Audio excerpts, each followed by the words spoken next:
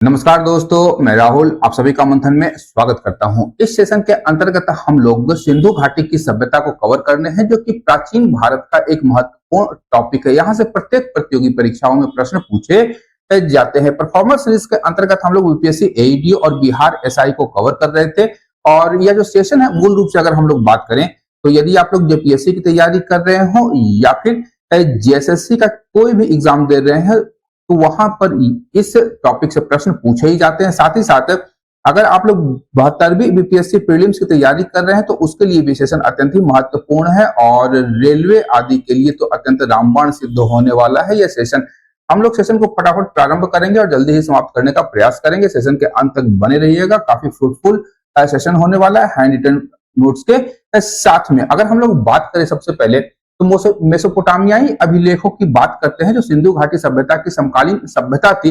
वहां पर सिंधु घाटी सभ्यता को मेलुहा नाम से वर्णित किया गया है। मेलुहा, ध्यान रखिएगा, मेसोपोटामियाई अभिलेखों में सिंधु घाटी सभ्यता को बोला गया। और अगर हम लोग बात करें सिंधु घाटी सभ्यता की, तो विश्व की सबसे प्राचीनतम नगरीय सभ्यता इसे माना जाता है। ध्यान रखिएगा, यह एक नगरीय सभ्यता थी और इस कालखंड के जो मनुष्य थे वो कांसा धातु का प्रयोग करते थे, जिसके कारण इस सभ्यता को कांस्य युग या इस कालखंड को कांस्य युग के नाम से भी संदर्भित किया जाता है। समकालीन सभ्यताओं की बात करेंगे तो मेसोपोटामिया की सभ्यता हो गई, मिस्र की सभ्यता हो गई और चीन की सभ्यता के ये समकालीन सभ्यता थी। और इस सभ्यता को प्रथम नगरीय क्रांति की संज्ञा भी दी गई है।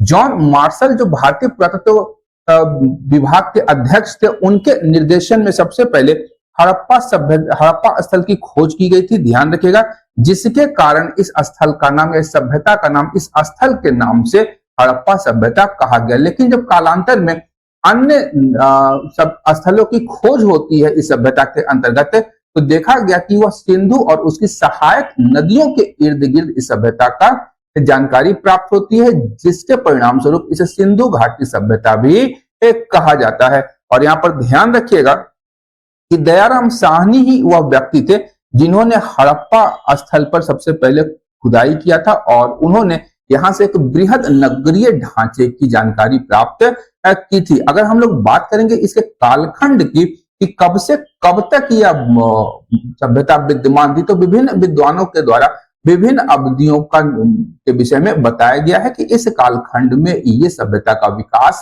हुआ था। और प्रारंभ से लेकर पतन तक अगर हम लोग देखें तो अलग अलग तिथियां हमें प्राप्त होती है, लेकिन सर्वाधिक वैज्ञानिक तकनीक से निर्धारित की गई तिथि, जिसे हम लोग रेडियो कार्बन डेटिंग पद्धति या C14 पद्धति के नाम से भी जानते हैं, उसमें कहा गया है कि यह जो सभ्यता थी यह 2350 से लेकर के 1750 BC तक यह सभ्यता अपने उत्कर्ष अवस्था, चरम उत्कर्ष अवस्था पर रही थी। ये ध्यान रखिएगा। अगर हम लोग बात करेंगे इसके क्षेत्र की या इसके विस्तार की, तो ध्यान रखिएगा सबसे पहले कि इसकी आकृति जो है वह त्रिभुजाकार मानी जाती है। और सबसे उत्तरी स्थल की बात करेंगे तो यह हमें जम्मू कश्मीर में चिनाब नदी के किनारे मांडा मिलता है। ध्यान रखिएगा, मांडा चिनाब नदी के किनारे है, जो कि जम्मू कश्मीर के अखनूर जिला में स्थित है। वहां से हमें यह पुरातात्विक स्थल प्राप्त होता है। सर्वाधिक अगर हम लोग पश्चिमी क्षेत्र की बात करेंगे तो दाश्क नदी के किनारे सुतकांगे डोर प्राप्त होता है, जो कि वर्तमान पाकिस्तान के बलूचिस्तान प्रांत में है।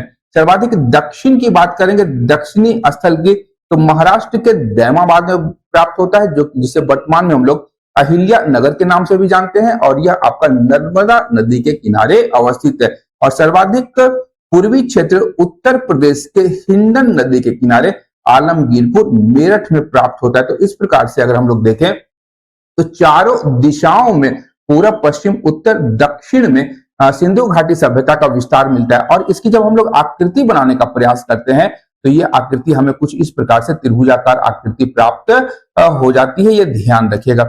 इसकी आकृति कैसी है, तो त्रिभुजाकार है। ये बड़ा इंपॉर्टेंट है, ये प्रश्न भी पूछा जाता है। और लगभग 13 लाख स्क्वायर किलोमीटर क्षेत्र में इस सभ्यता का विस्तार देखा जाता है। अब बात करेंगे, यहां से प्रश्न पूछा जाएगा कि हड़प्पा सभ्यता के प्रमुख स्थल कौन कौन से हैं, उत्खननकर्ता कौन है, किस नदी के किनारे है, और वहां से प्राप्त प्रमुख पुरातात्विक अवशेषों में किस प्रकार के अवशेषों की प्राप्ति हुई है। ये चारों पांचों चीजों से प्रश्न हमेशा पूछे जाते हैं। तो सबसे पहला और सबसे प्राचीन जो हड़प्पा कालीन या सिंधु घाटी सभ्यता का प्रमुख स्थल है वह है आपका हड़प्पा। उत्खनन करता थे पहले हम लोग बात कर चुके हैं दयाराम साहनी। 1921 ईस्वी में इन्होंने यहाँ पे उत्खनन का कार्य किया था जो कि जॉन मार्शल के निर्देशन में किया गया था।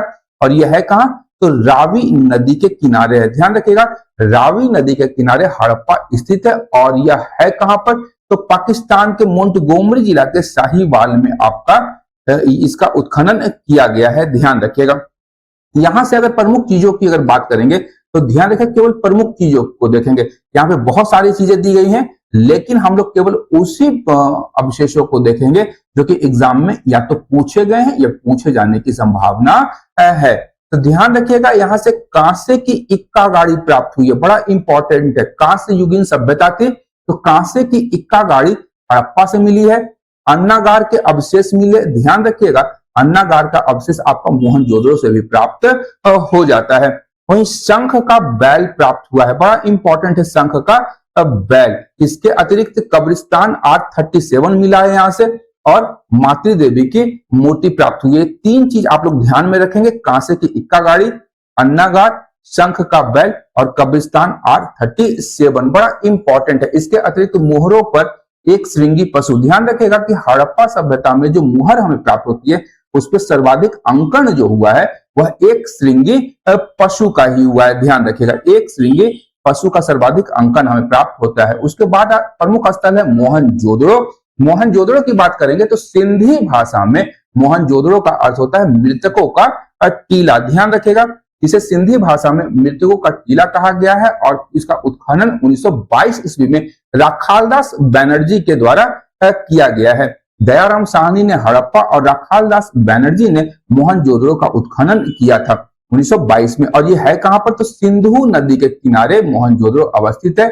और अगर स्थान की बात करेंगे तो यह भी आपका पाकिस्तान में स्थित है और पाकिस्तान के सिंध प्रांत के लरकाना जिले में यह अवस्थित है। यहां से अगर हम लोग बात करेंगे तो याद रखिएगा कि तीन मुख वाले देवता जिसे पशुपति के रूप में पहचान किया गया। पशुपति की सील यहां से हमें प्राप्त होती है, एक किनारे से वो टूटा हुआ है, ये ध्यान रखेगा, बड़ा इंपॉर्टेंट सील है और बहुत इंपॉर्टेंट आपका ये अवशेष है। इसके अतिरिक्त एक नर्तकी की कांस्य मूर्ति प्राप्त हुई है। यह विभिन्न एग्जाम में प्रश्न पूछा जाता है और उस नर्तकी की जो नृत्य करती हुई मुद्रा है उसे त्रिभंग मुद्रा के नाम से जानते हैं। त्रिभंग मुद्रा में नर्तकी की प्रतिमा कांस्य मूर्ति मोहनजोदड़ो से हमें प्राप्त होती है। इसके अतिरिक्त विशाल अन्नागार और स्नानागार, ध्यान रखिएगा अन्नागार और स्नानागार दोनों यहां से प्राप्त हुआ है। एक हमारा दाढ़ी वाला पुरुष एक सेल खड़ी पे हमें प्राप्त होता है, महत्वपूर्ण है। और साथ ही साथ सूती वस्त्र का भी यहां से हमें अवशेष प्राप्त होता है। तो यहाँ पर ये सारी चीजें आप लोग ध्यान में रखेंगे। इसके पश्चात जनहुदड़ो की बात करेंगे तो 1931 में एनजी मजूमदार के द्वारा सिंधु नदी के किनारे इसकी खोज की गई है और यह पाकिस्तान के सिंध प्रांत में अवस्थित है। यहां से ध्यान रखिएगा जनहुदड़ो में सबसे महत्वपूर्ण जो प्रश्न पूछा गया है वह है मनके बनाने के कारखाने यहां से हमें प्राप्त होते हैं और उस कालखंड में लाली या लिपस्टिक के साक्ष्य भी हमें यहां से प्राप्त होते हैं। ध्यान रखिएगा लाली या लिपस्टिक का साक्ष्य और मनके बनाने का कारखाना दोनों हमें जनहुदड़ो से प्राप्त होता है। साथ ही साथ मिट्टी का बैलगाड़ी भी यहां से प्राप्त हुआ है। यहां ध्यान रखिएगा बैलगाड़ी से कि हड़प्पा में अगर हम लोग देखें ऊपर हम लोग देख चुके हैं कि हड़प्पा से हमें क्या प्राप्त हुआ था, तो कांस्य की इक्का गाड़ी, ये ध्यान रखिएगा कांस्य की इक्का गाड़ी वहां से हमें प्राप्त हुई थी। ये भी बड़ा इंपॉर्टेंट है, ये भी ध्यान में आप लोग रखेंगे। इसके पश्चात कालीबंगा की बात करते हैं और कालीबंगा का जो नाम है वह है काले रंग की चूड़ियां। ध्यान रखिएगा काले रंग की चूड़ियां या ब्लैक बैंगल्स इसे कहा जाता है। अमलानंद घोष के द्वारा 1951 ईस्वी में घग्गर नदी के किनारे इसका उत्खनन किया गया था। और वर्तमान की बात करेंगे, हम लोग पहले ही देख चुके थे वैदिक काल में कि वैदिक काल में जो आर्यों का विस्तार हुआ था, जो उनका निवास स्थान था सप्त सैंधव प्रदेश में हुआ था। सप्त सैंधव प्रदेश के अंतर्गत सिंधु और उसकी 5 सहायक नदियों के साथ साथ एक सरस्वती नदी का नाम मिलता है लेकिन सरस्वती नदी का वर्तमान प्रवाह क्षेत्र अब समाप्त हो चुका है, जिसे अगर हम लोग देखें तो कुछ वैज्ञानिकों का कहना है कि जो घग्गर नदी है वो बेसिकली आपका सरस्वती नदी की ही एक उपधारा है। तो ध्यान रखेगा, घग्गर या सरस्वती नदी के किनारे कालीबंगा हमें प्राप्त होता है, और कालीबंगा जो है ये आपका भारत के राजस्थान के श्री गंगानगर जिले में अवस्थित है। यहां से हमें क्या प्राप्त हुआ है साक्ष्य, तो जुते हुए खेत, यानी उस कालखंड में लोग कृषि भी करते थे। जुते हुए खेत या जो हमारा कृषि कर्म है उसकी जानकारी मिलती है। नक्काशीदार ईंट, ध्यान रखिएगा, नक्काशीदार ईंट जो हमें प्राप्त हुआ है वो कालीबंगा से ही प्राप्त होता है। काले कंगन, ध्यान रखिए, कालीबंगा से ही काला कंगन की प्राप्ति हो सकती है। यहाँ के प्रत्येक घर में कुआं अवस्थित था। साथ ही साथ ध्यान रखिएगा कि यहाँ से अग्नि वेदिका या यज्ञ कुंड के साक्ष्य मिलते हैं, बड़ा इंपॉर्टेंट है। यज्ञ वेदिका या अग्नि वेदिका या यज्ञ कुंड के साक्ष्य यहाँ से हमें प्राप्त होते हैं, और पकी हुई मिट्टी का हल जो है यहाँ से हमें प्राप्त होता है। अग्नि वेदिका, नक्काशीदार ईंट, जुते हुए खेत, और आपका हर घर में कुआं का अवशेष कालीबंगा से प्राप्त होता है, ये ध्यान रखिए। कोटदीजी की बात करेंगे तो फजल अहमद के द्वारा 53-54 में सिंधु नदी के तट पर खैरपुर पाकिस्तान में इसका उत्खनन किया गया था। यहां से हमें क्या मिलते हैं, तो पत्थर के बानाग्र, ध्यान रखिएगा कि यहाँ पर इस कालखंड में पत्थरों का भी उपयोग होता था। तो पत्थर के बाण प्राप्त होते हैं, गहनों का जखीरा प्राप्त हुआ है, और पत्थर की नींव वाले घर और गर्तावास। ध्यान रखिएगा, नवपाषाणिक काल का स्थल था बुर्ज होम, जो कि आपका जम्मू कश्मीर में है। वहां से भी हमें गर्तावास का अवशेष प्राप्त होता है। उसी प्रकार अगर हम लोग देखें तो कोटदीजी से भी गर्तावास का अवशेष प्राप्त होता है, अंडरग्राउंड घर की प्राप्ति होती है। इसके बाद रंगपुर आते हैं। रंगपुर आपका गुजरात में है, काठियावाड़ प्रायद्वीप में। ध्यान रखिएगा, यहाँ पर रंगनाथ राव के द्वारा 1953-54 में उत्खनन कार्य संपन्न किया गया था, और वहां पर प्रवाहित होने वाली स्थानीय नदी मादर के ये किनारे है। रंगपुर मादर नदी के किनारे अवस्थित है, रंगनाथ राव के द्वारा उत्खनन किया गया। गुजरात के काठियावाड़ प्रायद्वीप में यह अवस्थित है, और यहाँ से सबसे महत्वपूर्ण है धान की भूसी। ध्यान रखिएगा, धान की भूसी के अवशेष हमें प्राप्त होते हैं। साथ ही साथ गेहूं की खेती के साक्ष्य की भी प्राप्ति होती है। इसके अतिरिक्त कच्ची ईंटों का दुर्ग यहां से प्राप्त होता है, और एक घोड़े की मृण मूर्ति प्राप्त होती है। ध्यान रखिएगा घोड़े के विषय में कि सिंधु घाटी सभ्यता से हमें घोड़ों के अवशेषों की प्राप्ति नहीं होती। बहुत कम जगह पे हम लोग देखते हैं कि घोड़ों के अवशेष प्राप्त होते हैं, और कुछ इतिहासकारों का मानना है कि सिंधु घाटी सभ्यता के निवासी घोड़ों के प्रयोग से परिचित नहीं थे। कच्ची ईंटों का दुर्ग आप लोगों को ध्यान में रखना है। इसके बाद आते हैं रोपड़। यज्ञदत्त शर्मा के द्वारा यहाँ पर 1953 से 56 तक उत्खनन करवाया गया, और सिंधु की सहायक नदी सतलज के किनारे यह स्थल अवस्थित है। और यह है कहाँ, रोपड़, तो भारत के पंजाब में रोपड़ जिला में आपका यह स्थल अवस्थित है। यहां से क्या मिला है, तो मानव के साथ कुत्ते के दफनाने का साक्ष्य प्राप्त होता है। जैसा हमें नवपाषाणिक स्थल बुर्ज होम से अवशेष की प्राप्ति हुई है कि मानव के साथ कुत्ते को दफनाने का साक्ष्य, उसी प्रकार रोपड़ से भी हमें यह साक्ष्य प्राप्त होता है। साथ ही साथ ध्यान रखिएगा एक तथ्य, तांबे की एक कुल्हाड़ी। अब हम लोग क्या बात करते हैं कि सिंधु घाटी की जो सभ्यता है वो कांस्य युगीन सभ्यता है, लेकिन रोपड़ से तांबे धातु के उपयोग की जानकारी हमें प्राप्त होती है, इसलिए यह महत्वपूर्ण हो जाता है। आपसे प्रश्न पूछा जा सकता है कि तांबे की कुल्हाड़ी के अवशेष की प्राप्ति कहां से हुई है, तो रोपड़ से हुई है। इसके अतिरिक्त शंख की चूड़ियां, ध्यान रखिएगा, मानव के साथ कुत्ते के दफनाने का साक्ष्य और तांबे की कुल्हाड़ी दोनों महत्वपूर्ण है। लोथल एक बंदरगाह स्थल था जो कि गुजरात में अवस्थित था। गुजरात के अहमदाबाद जिला में यह अवस्थित है, और भोगवा नदी के किनारे यह स्थित है। ध्यान रखिएगा, भोगवा नदी के किनारे लोथल अवस्थित है गुजरात में। एस रंगनाथ राव के द्वारा 55 से 63 के मध्य इसका उत्खनन कार्य करवाया गया था। यहां से पहले ही मैंने बता दिया कि प्राकृतिक बंदरगाह या डॉकयार्ड की प्राप्ति हमें होती है, ये ध्यान रखिएगा, ये बड़ा इंपॉर्टेंट है। और प्रत्येक एग्जाम में यह प्रश्न पूछा गया है कि बंदरगाह शहर सिंधु घाटी सभ्यता में कौन था, तो आपका लोथल था भारत में। ठीक है। इसके अतिरिक्त बात करेंगे अगर तो यहाँ से जहाज बनाने का सामान भी प्राप्त हुआ है, तो जहां बंदरगाह रहेगा वहीं पर जहाज बनाया जाएगा। हाथी दांत का पैमाना बड़ा इंपॉर्टेंट है, हाथी दांत का यहाँ से पैमाना मिला है। यहां से हमें युग्म समाधान की प्राप्ति होती है, साथ ही साथ चावल के दाने के साक्ष्य की प्राप्ति होती है। ध्यान रखिएगा कि रंगपुर जब हम लोगों ने देखा था तो वहां से धान की भूसी की प्राप्ति होती है, लेकिन लोथल की बात करेंगे तो यहां से हमें चावल के दाने की प्राप्ति हुई है। इसके अतिरिक्त अग्नि वेदिका की भी प्राप्ति यहां से हुई है। यहां ध्यान रखिएगा कि हम लोग ऊपर देख चुके हैं अग्नि वेदिका कालीबंगा से प्राप्त हुई है, तो कालीबंगा और हमारा लोथल दोनों स्थल से अग्नि वेदिका या यज्ञ कुंड की प्राप्ति होती है। साथ ही साथ रंगपुर से धान की भूसी, जैसा हम लोग चर्चा कर चुके हैं, धान की भूसी और चावल के दाने के साक्ष्य लोथल, ये दोनों ध्यान रखिएगा, बड़ा इंपॉर्टेंट है। इसके अतिरिक्त टेराकोटा का जहाज आदि यहां से प्राप्त हुआ है। तो 3-4 चीजें यहां से ध्यान रखिएगा, प्राकृतिक बंदरगाह, हाथी दांत का पैमाना, चावल के दाने और अग्नि वेदिका या यज्ञ कुंड के साक्ष्यों की प्राप्ति लोथल से होती है। बनावली की बात करेंगे तो रविंद्र सिंह बिष्ट के द्वारा 1974 ईस्वी में सरस्वती नदी, वर्तमान घग्घर नदी, ध्यान रखिएगा वर्तमान घग्घर नदी के किनारे इस स्थल का उत्खनन करवाया गया है, जो वर्तमान में हरियाणा के हिसार जिले में अवस्थित है। ध्यान रखिएगा बनावली जो है हरियाणा के हिसार जिले में घग्घर नदी के किनारे अवस्थित है और रविंद्र सिंह बिष्ट के द्वारा इसका उत्खनन कार्य करवाया गया था। यहां से मिला क्या, तो मिट्टी से बना हल्का खिलौना, ध्यान रखिएगा मिट्टी से बना हल्का खिलौना बड़ा इंपॉर्टेंट है। जौ के दाने, याद रखिएगा जौ के अवशेष प्राप्त हुए।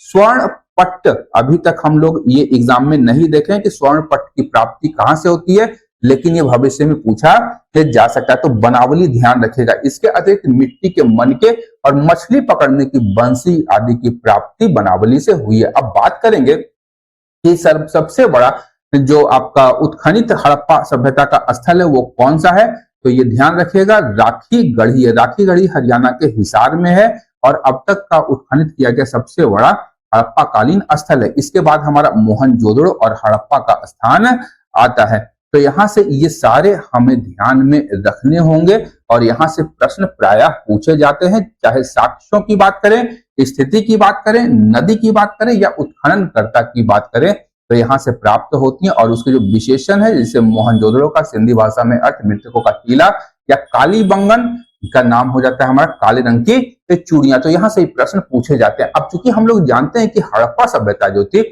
वह एक नगरीय सभ्यता थी और यहाँ पर जो नगरों का निर्माण किया गया था, एक नगर योजना के तहत यहाँ पर निर्माण करवाया गया था। और नगरीय अवशेषों में हम लोग देखते हैं कि जहां भी नगरों का विकास हुआ था वो उनमें एक रूपता दिखाई देती है। और अगर नगरों की बात करेंगे तो हड़प्पा सभ्यता में 6 प्रमुख बड़े नगर थे, ये ध्यान रखेगा। और जो नगर थे प्राय 2 भागों में विभाजित किए जाते थे। पहला था हमारा ऊपरी भाग, जहां जिसे हम लोग दुर्गीकृत भाग कहते हैं, वहां पर निवास करने वाले जो लोग थे, यहाँ के प्रशासक हो सकते हैं या यहाँ के जो पुरोहित थे या उच्च वर्ग के कुलीन लोगों का जो निवास था वह ऊपरी भाग में होता था, जो कि दुर्गीकृत या दुर्ग से घिरा हुआ था। वहीं निचले भागों की बात करेंगे, वहां पर हम लोग देखते हैं कि जो स्थानीय लोग थे या जो लोग विभिन्न प्रकार के कार्य करते थे, उनके घरों की प्राप्ति होती है। यहाँ के भवन जो थे छोटे थे,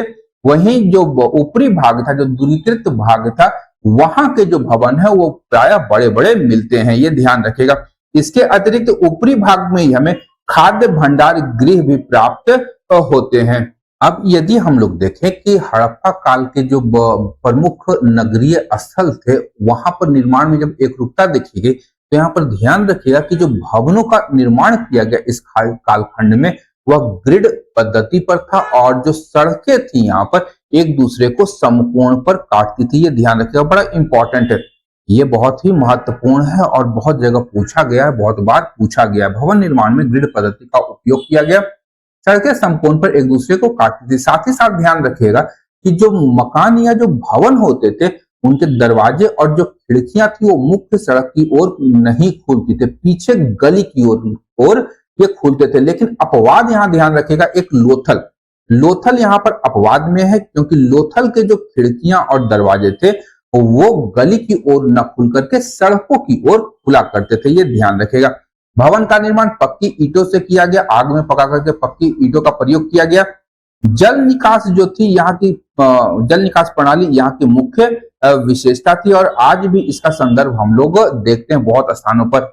मोहनजोदड़ो की बात करेंगे तो वहां से विशाल अन्नागार की प्राप्ति हुई है, जो इस कालखंड की सबसे प्रमुख मोहनजोदड़ो से विशाल स्नानागार और एक अन्नागार की प्राप्ति हुई है। स्नानागार की बात करेंगे तो स्नानागार यहाँ की प्रमुख इमारत थी और यहाँ पर अगर हम लोग देखें कि जल के रिसाव को रोकने के लिए इसके नीचे बिटुमिनस का भी लेप किया गया था। वहीं अन्नागार की बात करेंगे, अन्न कोठरी की, जैसा हमें हड़प्पा में भी प्राप्त होता है और मोहनजोदड़ो में भी। तो यहाँ ध्यान रखिएगा कि जो अन्नागार मोहनजोदड़ो से प्राप्त हुआ है वह सिंधु घाटी सभ्यता की सबसे बड़ी इमारत मानी गई है। और हड़प्पा के जो अन्नागार हैं वह 6-6 की पंक्तियों में है और कुल 12 अन्नागारों की प्राप्ति हड़प्पा स्थल से हुई है। अब व्यापार की बात करें अगर हम लोग, तो ध्यान रखिएगा कि इस कालखंड के लोग व्यापार में बहुत ही निपुण माने जाते थे और व्यापार यहाँ का अर्थव्यवस्था का मुख्य आधार भी था।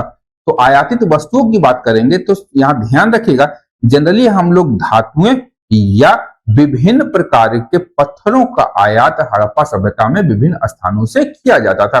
सबसे पहले सोना की बात करेंगे तो सोना हमारा कर्नाटक, अफगानिस्तान और ईरान से मंगाया जाता था। वहीं चांदी की बात करेंगे तो ईरान और अफगानिस्तान, ध्यान रखिएगा सोना और चांदी के मामले में ईरान और अफगानिस्तान आप लोग ध्यान में रखेंगे। और सोना जो है कर्नाटक से मंगाया जाता था। आज भी कर्नाटक में सोने का उत्खनन कार्य होता है। वहीं तांबा की बात करेंगे तो तांबा आपका खेतड़ी राजस्थान के साथ साथ बलूचिस्तान और ओमान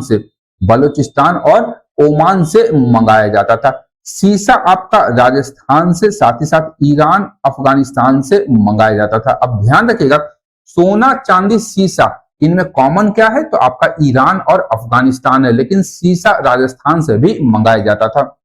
वहीं टिन की बात करेंगे तो मध्य एशिया से टिन मंगाया जाता था और अफगानिस्तान से। साथ ही लाजवर्द मनी या लेपली लुइस लेजुली जो थी वो आपका अफगानिस्तान के बदख्शा प्रांत से मंगाया जाता था। लेपली लजुली जो है वो बदख्शा प्रांत से मंगाया जाता था। सेल खड़ी आपका बलूचिस्तान, राजस्थान और गुजरात से मंगाए जाते थे और गोमेद जो था सौराष्ट्र, गुजरात से मंगाया जाता था। ध्यान रखिएगा ये बड़ा इंपॉर्टेंट है, यहां से भी प्रश्न पूछे जाते हैं। केवल सोना, चांदी, सीसा ध्यान रखिएगा, ईरान और अफगानिस्तान इनमें कॉमन है और सोना कर्नाटक से और सीसा राजस्थान से मंगाया जाता था। अब बात करेंगे धौलावीरा की, तो ध्यान रखिएगा कि जो अधिकांश हड़प्पा कालीन सभ्यता के स्थल थे वह 2 भागों में विभाजित थे, लेकिन धौलावीरा जो शहर था वह 3 भागों में विभाजित था। बड़ा इंपॉर्टेंट है, यह भी अपवाद में है लोथल की तरफ। तो यहाँ ध्यान रखिएगा कि यहाँ पर 2 भाग दुर्गीकृत थे धौलावीरा में, ये ध्यान रखिएगा। इसके अतिरिक्त अब हम लोग अगर बात करें तो यहाँ का सामाजिक जीवन की, तो सामाजिक जीवन का मुख्य आधार था परिवार, और परिवार जो यहाँ पर था मातृसत्तात्मक समाज था।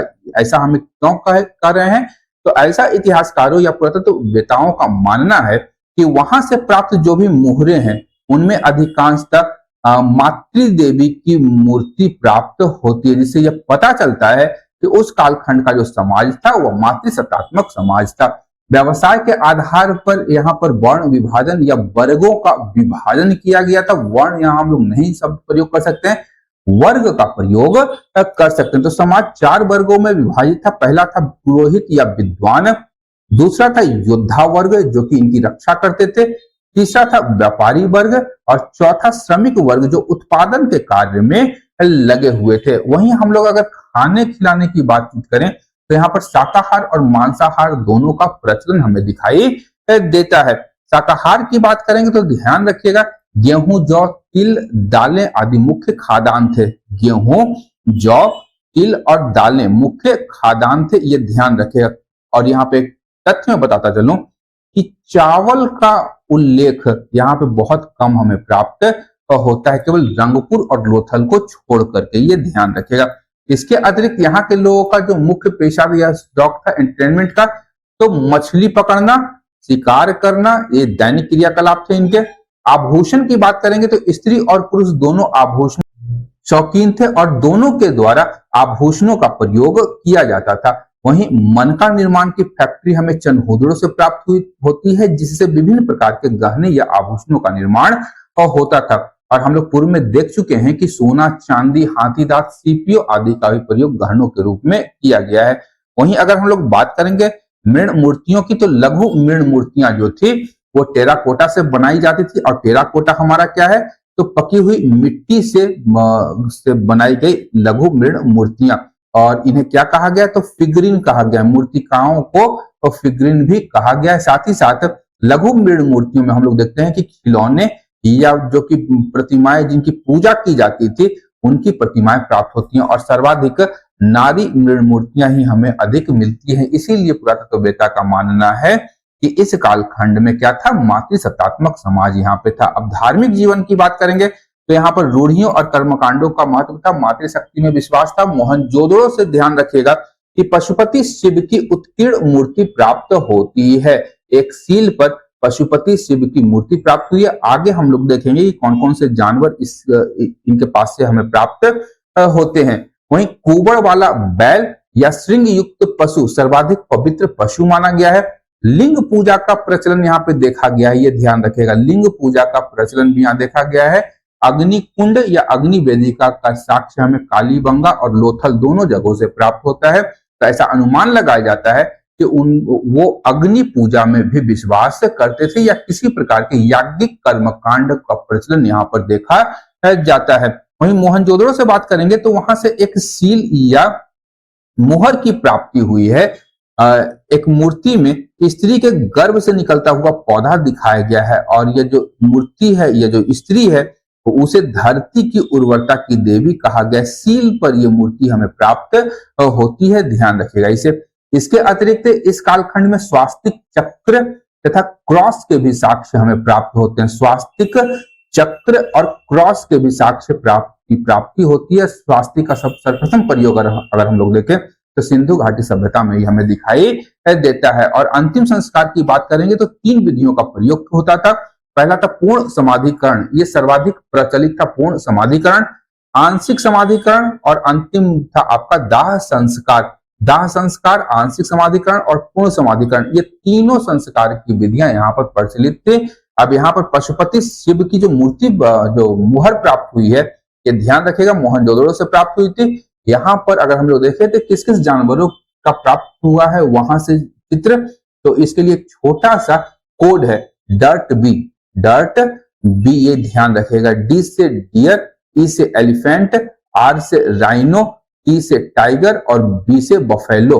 डर्ट बी यहां से प्राप्त हुआ है। पशुओं का ये छोटा सा कोड है। डी से डियर हिरन, 2 हिरन की प्राप्ति होती है। एलिफेंट एक था हाथी, आर से राइनो एक सिंग वाला गैंडा, टाइगर था बाघ और बी से बफेलो भैंस। ये ध्यान रखिएगा। डर्ट बी पशुपति की जो मुहर है उस पर उत्कीर्ण पशु है, ये ध्यान रखना है। अब यहाँ पे आगे हम लोग बात करेंगे कृषि की। तो यहाँ से 9 फसलों की पहचान हुई है। 9 फसलों के उपयोग किए जाते थे और उनकी पहचान हुई है। गेहूं, जौ, कपास, मटर, राई, सरसों, तिल, खजूर और तरबूज, ये 9 फसलों की पहचान हुई है। इनमें चावल नहीं है, ध्यान रखिएगा। इनमें चावल नहीं है। घोड़े की तरह चावल का उपयोग यहाँ के लोग करते थे या नहीं करते थे, विद्वानों में परस्पर मतभेद है, लेकिन इस पर कोई मतभेद नहीं है। और कपास की बात ध्यान रखिएगा कि कपास को ही यूनानी लोग क्या कहते थे, सिंडॉन कहते थे। और कालांतर में इंडिया शब्द की या सिंधु शब्द की जो उत्पत्ति हुई है, इसी सिंडॉन शब्द से हुई है। ध्यान रखिएगा, सिंधु से ही सिंडॉन से ही सिंधु शब्द की उत्पत्ति हमें होती हुई दिखाई देती है। और कालांतर में ईरानी लोग जब भारत आए तो सिंधु को इंडस कहना प्रारंभ कर दिए और इंडस ही हमारा इंडिया हो गया। चावल की खेती हमें रंगपुर और लोथल से प्राप्त हुए, ध्यान रखिएगा। यहाँ खेती नहीं, अवशेषों की प्राप्ति हुई है, ध्यान रखिएगा। लोथल एक बंदरगाह शहर था। जब हम लोग आगे पढ़ते हैं डिटेल में, तो लोथल एक बंदरगाह शहर था। तो हो सकता है व्यापार के लिए यहाँ पर चावल लाया गया हो और रंगपुर में केवल चावल की भूसी के साक्ष्य प्राप्त होते हैं, लेकिन यह स्पष्ट प्रामाणिक तौर पर नहीं कहा जा सकता है कि चावल की कृषि यहाँ पर होती ही थी। कृषि में हल का प्रयोग होता था, जैसा कि हमें विभिन्न प्रकार के खिलौनों में हम लोग देखें, टेराकोटा का हो या विभिन्न प्रकार के धातुओं के अवशेषों में प्राप्ति, हल की प्राप्ति के रूप में हमें अवशेष होते हैं। तो कालीबंगा में जुते हुए खेत के भी साक्ष्य हमें प्राप्त हुए, ये ध्यान रखिएगा। इससे कृषि कर्म यहाँ पर होता था और कृषि जो कि हल के माध्यम से की जाती थी। सिंचाई की बात करेंगे तो व्यवस्थित सिंचाई प्रणाली का प्रमाण यहाँ से प्राप्त नहीं होता है, लेकिन जल संग्रह के लिए बांधों का निर्माण किया गया था, जैसा कि हमें धौलावीरा से प्राप्त होता है। ध्यान रखिएगा, जल संग्रह के लिए बांधों का प्रयोग धौलावीरा में साक्ष्य मिलता है। पशुपालन की बात करेंगे तो बकरी, भैंस, सुअर, गधे के साक्ष्य प्राप्त होते हैं। घोड़े का जो अस्थि पिंजर है वो आपका सुरकोटड़ा से प्राप्त होता है। केवल एक जगह से घोड़े के अस्थि पंजर की प्राप्ति सुरकोटड़ा से हुई है। और विनिमय प्रणाली की बात करेंगे या माप की बात करेंगे तो उस कालखंड में व्यापार के लिए वस्तु विनिमय का प्रचलन देखा जाता है और माप के लिए दशमलव प्रणाली का प्रयोग किया गया है। लोथल की बात करेंगे तो वहां से हाथी दांत का पैमाना की प्राप्ति हुई है, बड़ा इंपॉर्टेंट है, इसे ध्यान रखिएगा। और सुरकोटड़ा भी आप लोग ध्यान में रखेंगे, यहाँ से घोड़े के अस्थि पंजर की प्राप्ति हुई है। और तौल के लिए द्विभाजन प्रणाली या 16 के अनुपात में थी, उसका प्रयोग किया जाता था। मोहरों और गोदीबाड़े की बात करेंगे तो सेल खड़ी से निर्मित किया जाता था। कालीबंगा से मेसोपोटामिया की बेलनाकार मोहरें प्राप्त हुई, ये बड़ा इंपॉर्टेंट है, आपसे प्रश्न पूछा गया है कई बार कि जो बेलनाकार मोहरें सिंधु घाटी सभ्यता से प्राप्त हुई है वो किस सभ्यता की थी, तो वो मेसोपोटामिया की सभ्यता को इंगित करती है। और इससे हमें पता चलता है कि सिंधु घाटी सभ्यता के जो स्थल थे वो मेसोपोटामिया के साथ में व्यापार करते थे। और लोथल से गोदीबाड़ा का साक्ष्य की प्राप्ति होती, ये हम लोग पहले ही देख चुके हैं। अब यहाँ पर लिपि और लेखन कला की जब हम लोग बात करते हैं तो यहाँ से प्राप्त मोहरों पर विभिन्न प्रकार के लिपि या धौलावीरा की बात करते हैं तो वहां से हमें 10 चिन्हों वाला एक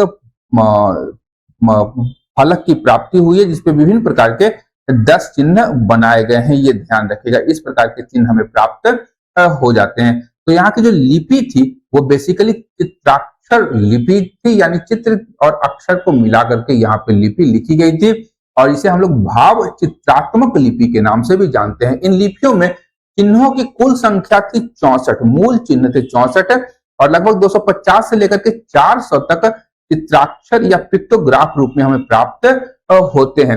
अंकन अगर हम लोग देखें इस लिपि का तो जनरली सेलखड़ी की आयताकार मोहरों पर इनका अंकन किया गया है और लिखावट है प्रायः दाएं से बाईं ओर, ध्यान रखिएगा। और यहाँ की जो लिपि है उसे हम लोग बुस्ट्रोफेडन लिपि भी कहते हैं, ये ध्यान रखिएगा, जिसका सर्वाधिक प्रयोग यू आकार का है, ये ध्यान रखिएगा। और सबसे अधिक प्रचलित चिन्ह है जो इन लिपियों में किया गया है वह है मछली का। मछली का सबसे अधिक प्रचलित चिन्ह है और सबसे अधिक प्रयोग यू आकार के अक्षर का किया गया है। अब पतन की बात करेंगे तो एक आध प्रश्न यहां से भी हमेशा पूछे जाते हैं, क्या कि सिंधु घाटी सभ्यता का पतन किस प्रकार से हुआ है, किस विद्वान ने क्या कहा है। यदि हम लोग पतन की चर्चा करें तो ध्यान रखिएगा कि सिंधु घाटी के सभ्यता के पतन के लिए कोई एक कारक उत्तरदायी नहीं था। विभिन्न कारकों के प्रभाव के कारण इस सभ्यता का विनाश हो गया था। सबसे पहले अगर बात करेंगे गार्डन चाइल्ड और व्हीलर की तो इन्होंने बाह्य एवं आर्यों के आक्रमण को उत्तरदायी ठहराया था इस सभ्यता के पतन के लिए।